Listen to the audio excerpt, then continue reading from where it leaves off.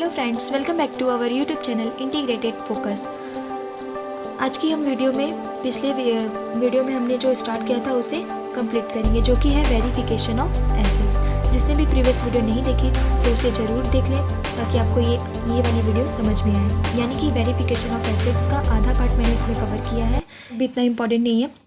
Live stock मतलब जो भी एनिमल्स होती हैं उनके लिए बनाया जाता है, तो इनकी सर्टिफाइड इन्वेंट्री है कि नहीं, इनका रजिस्टर सेपरेट होता है, रजिस्टर इन्वेंट्री देखा जाता है। और इनका रिटर्न ऑफ जो है इनकी डेथ या इनको सेल करने पे जो होता है एनुअली रीवैल्यू किया जाता है।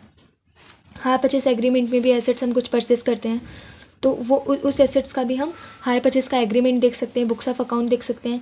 और जो भी अनपेड इंस्टॉलमेंट है, इंस्टॉलमेंट पे किए जाते हैं ना, तो वो अगर अनपेड इंस्टॉलमेंट है तो लायबिलिटी साइड में शो हो रहा है कि नहीं, एग्रीमेंट प्रॉपर है कि नहीं, उसे वाउच कर सकते हैं। और इसका जो डेप्रिसिएशन है वो भी बैलेंस शीट में मतलब डिडक्ट करके दिखाया है कि नहीं, ये भी देखा जाता है। फिर आता है store and spare part. Stores में क्या होते हैं, जो भी ग्रीस, ल्यूब्रिकेंट, फ्यूल वगैरह है मतलब कि प्लांट को इंस्टॉल करने के लिए होते हैं। स्पेयर पार्ट्स यानी कि जो प्लांट के छोटे छोटे पार्ट्स होते हैं जो कि कभी ख़राब होने पे यूज़ में लाए जा सकते हैं, तो ये सारी चीज़ों को भी वाउच करेगा एक काउंट में। यानी कि इसको सेपरेट नहीं दिखाया जाता है, इसको वन अकाउंट में काउंट किया जाता है। इसकी भी वैल्यूएशन जो है कॉस्ट प्राइस पे ही की जाती है, एनुअली इसे रिटर्न ऑफ किया जाता है। लूज टूल भी सेम ऐसे ही होता है, यानी कि हथौड़ा वगैरह जो भी कंपनी में यूज़ होता है, इसको भी वन अकाउंट में दिखाया जाता है। सब छोटे छोटे पार्ट होते हैं, स्मॉल टूल्स होते हैं, और रिवैल्यूएशन मेथड से इसका वैल्यूएशन किया जाता है, डेप्रिसिएशन लगाया जाता है। फिर हम देखते हैं इन्वेस्टमेंट। ये थोड़ा इंपॉर्टेंट टॉपिक है। इन्वेस्टमेंट में हम कहाँ कहाँ इन्वेस्ट कर सकते हैं, तो जैसे कि शेयर हो गया, डिबेंचर, गवर्नमेंट की सिक्योरिटी यानी कि बॉन्ड। तो ये सारी चीज़ों में जब कोई कंपनी इन्वेस्ट करती है तो ये भी उसकी एसेट्स मानी जाती है। तो इसके केस में हमें कोई ना कोई रिसिप्ट मिली होगी, कोई नोट मिली होगी, और या फिर लेजर अकाउंट्स से डिफरेंस से हम चेक कर सकते हैं। हम उसमें देखेंगे कि कौन सी सिक्योरिटी हमने ली है, कितने टाइम पीरियड के लिए ली है, कौन सा डेट पे हमने परचेस की, उसकी नॉमिनल वैल्यू क्या है, कॉस्ट प्राइस, मार्केट प्राइस, ये सारी चीज़ें जो है मतलब कि है कि नहीं, प्रॉपर है कि नहीं बैलेंस शीट में एज अ डेट। इसमें वाउचिंग के तौर पे जैसे हमने शेयर परचेस किया तो शेयर का अलॉटमेंट लेटर जो हमें मिलता है, और अगर हमने किसी एजेंट के थ्रू किया तो स्टॉक ब्रोकर का बॉट नोट कमीशन उसे पे किया गया है कि नहीं, अथॉरिटी, कोटेशंस, MOA, AOA यानी कि memorandum article of association, client के नेम पर है कि नहीं, बिजनेस के लिए यूज़ हुआ है कि नहीं इन्वेस्टमेंट, और बोर्ड ऑफ डायरेक्टर की परमिशन ली गई थी कि नहीं, सब्सक्रिप्शन वगैरह अगर है कुछ तो उसे एक्वायर किया गया है किस तरीके से, सेफ कस्टडी में है कि नहीं। मतलब छोटी छोटी बातें, हर एक चीज़ों को माइनरली चेक किया जाता है। पर्सनल इंस्पेक्शन करता है ऑडिटर कि हाँ इन्वेस्टमेंट एग्जिस्टेंस में है, और अगर मतलब स्केड्यूल को भी कंपेयर करता है, अगर उसको डाउट लगता है तो बैंक की सर्टिफिकेट भी हो सकती है, और ये भी देखेगा कि हाँ ये फ्री फ्रॉम चार्ज तो है ना, इस पर कोई चार्ज तो नहीं लगा है। ये सारी चीज़ें जो है एक ऑडिटर चेक करता है इन्वेस्टमेंट के रिगार्डिंग। फिर हम देखते हैं सबसे इम्पॉर्टेंट टॉपिक जो है कि डेटर यानी कि जिससे हमें पैसा मिलने वाला है, ये भी एसेट्स होता है। तो डेटर जो है 3 टाइप से हो सकते हैं, यानी कि गुड, फिर एक होते हैं बैड एंड डाउटफुल डेब्ट, फिर एक होते हैं कि जो कि गुड है मतलब अनसिक्योर्ड है, और जो गुड है वो सिक्योर्ड है। मतलब कि कुछ डेट ऐसे होते हैं कि जो सिक्योर होते हैं, जो कुछ ऐसे होते हैं जो सिक्योर नहीं होते हैं, और कुछ ऐसे होते हैं जो बैड होते हैं। 3 टाइप के जो डेट होते हैं उन्हें उनकी नेचर, उनके एज के हिसाब से मतलब पहचाना जाता है कि हाँ बैड है कि गुड है। तो इधर भी कुछ क्लासिफिकेशन की गई है कि अगर ज़्यादा टाइम के लिए बैड डेट है, ज़्यादा टाइम के लिए डेट है तो उसे बैड डेट माना जाएगा। कम टाइम में हमें पेमेंट मिल जा रही है तो वो गुड डेट है। अगर रेगुलर पेमेंट की जा रही है तो गुड है, नहीं इरेगुलर की जा रही है तो बैड डेट है। तो इस तरीके से क्लासीफाई किया गया है कि उसकी age of date regular payment के बेस पे किस तरीके से डेटर गुड या बैड है ये पता लगाया जाता है। Heavy discount heavy dishonoured bill यानी कि मान लो बिल्स रिसिवेबल का पर्टिकुलर मैच्योरिटी जो डेट था उसके बाद ये पेमेंट हो रही है, यानी कि डिसऑनर हो जा रही है बिल, तो यानी कि वो जो है बैड डेट हो गया। और नोटिंग ऑन द अकाउंट, यानी कि अकाउंट के फुट नोट में नोट किया गया है कि मान लो वो जिससे हमने जो डेटर का एड्रेस नहीं पता, यानी कि पैसे नहीं मिले, इस तरीके से हमने फुट नोट किया, तो इसका मतलब कि वो जो है वो बैड डेट कंसिडर किया जाएगा। तो इस तरीके से हम ये तो पहचानते हैं कि डेटर। अब हम देखते हैं कि इसके वाउचर क्या क्या हो सकते हैं।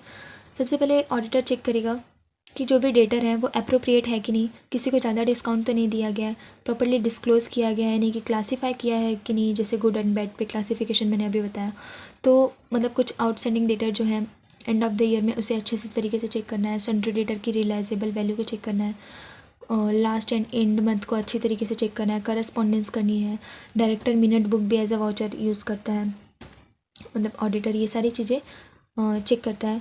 अगर कोई मतलब कि एक सिक्योरिटीज़ है, मतलब कि लोन दिया गया है किसी को सिक्योरिटी पे, तो वो सिक्योरिटी को भी एग्जिस्टेंस में है कि नहीं उसे चेक करेगा।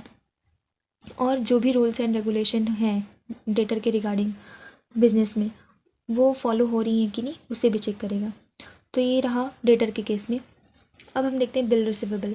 बिल रिसीवेबल के केस में क्या होता है, हम वाउचिंग के टाइम में हमने देखा था कि इसमें 2-3 ही वाउचर होते हैं, जैसे कि bill receivable book, bill receivable return और लेजर, जनरल लेजर जो भी इसकी बनाई जाती है बिल रिसीवेबल की। तो ये सारी चीज़ें वो चेक करता है, उस पर स्टैम्प है कि नहीं, साइन किया गया कि नहीं, डेट अमाउंट मेंशन है कि नहीं बिल रिसीवेबल में, ये भी चीज़ें अच्छी तरीके से चेक की जाती हैं। वैसे बिल्स मतलब ये बहुत सारे इसके केसेस होते हैं, जैसे कि डिस्काउंट करा लिया या फिर मैच्योर हो गया या फिर मैच्योर नहीं हुआ और या फिर डिसऑनर हो गया। तो इस तरीके से चेक किया जाता है कि हर केस में अलग अलग वाउचर होते हैं जिससे वो चेक करता है। Cash book, bill receivable book, अगर डिस्काउंट हुआ है तो पास बुक, कंटिजेंट लायबिलिटी की तरह ट्रीट किया गया है तो उससे रिलेटेड जो भी वाउचर हैं वो, और अगर बैंक के पास रखा गया तो सेफ कस्टडी में है कि नहीं तो बैंक से सर्टिफिकेट देख सकता है। तो ये सारी चीज़ें वो चेक कर सकता है। फिर आता है पेमेंट इन एडवांस। हमने एडवांस में पेमेंट कर दी है तो ये इसे भी एसेट्स की तरह ट्रीट किया जाता है। इससे रिलेटेड जो भी स्केड्यूल है उसके रेफरेंस ले जाती है। और ये भी देखा जाता है कि जो भी रिसिप्ट एंड डिमांड नोट है उसको भी थॉरली एग्जामिन करता है लेजर अकाउंट के साथ, जो भी हमें पेमेंट एडवांस में दे दी है। अब आता है हमारा सबसे फेवरेट टॉपिक जो कि है कैश इन हैंड। हमारे पास कितने पैसे हैं कैश इन हैंड, उसे कैसे पता लगाता है एक ऑडिटर, यानी कि कंपनी के पास कितने कैश इन हैंड है। तो cash in hand generally consider किया जाता है कि हैवी नहीं, बैलेंस नहीं होना चाहिए, क्योंकि अगर हैवी बैलेंस है तो इसका मतलब क्यों है, ब्लैक मनी तो नहीं है। तो इसे भी अच्छी तरीके से वो चेक करता है और इसको इन्फॉर्मेशन जो है देता है जनरल मैनेजर को। और सबसे पहले तो कैश इन हैंड कितना है इसे काउंट किया जाता है ऑडिटर के द्वारा।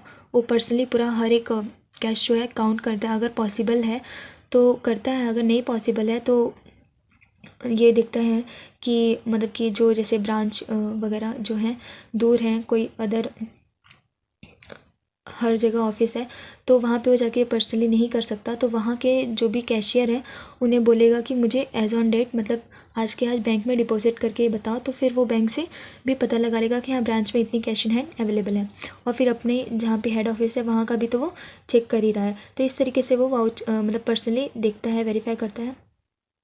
IOU को भी चेक करता है। IOU यानी कि आई ओड यू, मतलब कि मैंने तुम्हें कर्ज दिया है, इसका जो सर्टिफिकेट वगैरह होता है ये भी चेक किया जाता है। तो जो भी ब्रांच मैनेजर का सर्टिफिकेट है वो भी चेक करेगा। रिवेन्यू स्टैम्प, पोस्टेज स्टैम्प जो है लगा है कि नहीं कैश इन हैंड पे क्लोजिंग डे पे, ये चेक करेगा। जो भी अनसोल्ड कैंटीन टिकट या लंच कूपन है इनको भी लास्ट में कैश के फॉर्म में कन्वर्ट किया जाता है, तो इनको भी इनके डॉक्यूमेंट भी चेक की जाती है। तो ये हो गया कैश इन हैंड के बारे में। और हमारा लास्ट टॉपिक है जो आज का है, cash at bank. Cash at bank यानी कि बैंक के केस में बैंक में जितने भी पैसे जमा हैं तो उसके लिए बैंक बुक, पासबुक देखा जाएगा, दोनों को कंपेयर करने के लिए बैंक रिकन्सिलिएशन स्टेटमेंट को भी देख सकता है। साथ ही साथ अगर ऑडिटर को ये लगता है कि जो भी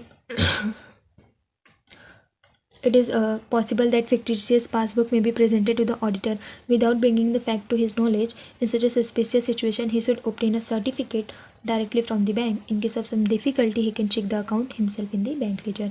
अगर उसको कोई डिफ़िकल्टी होती है तो बैंक लेजर भी चेक करेगा, अदरवाइज़ वो बैंक की सर्टिफिकेट भी लेता है। फिर ये भी देख सकता है कि हाँ कोई चेक है जो मतलब इशू किया गया है कि नहीं, अगर इशू है किया है तो इसे डिपॉजिट किया है कि नहीं, मतलब क्लियर हुआ है कि नहीं, तो हर एक चीज़ों को चेक करता है। साथ ही साथ जो सेपरेट अकाउंट होते हैं यानी कि उसके लिए सेपरेट सर्टिफिकेट है कि नहीं डिफरेंट अकाउंट के लिए, वो भी चेक करेगा। यानी कि जैसे FD अकाउंट है, करंट अकाउंट, सेविंग अकाउंट, तो इन सब के लिए सेपरेट सर्टिफिकेट है कि नहीं, ये ऑडिटर चेक करता है।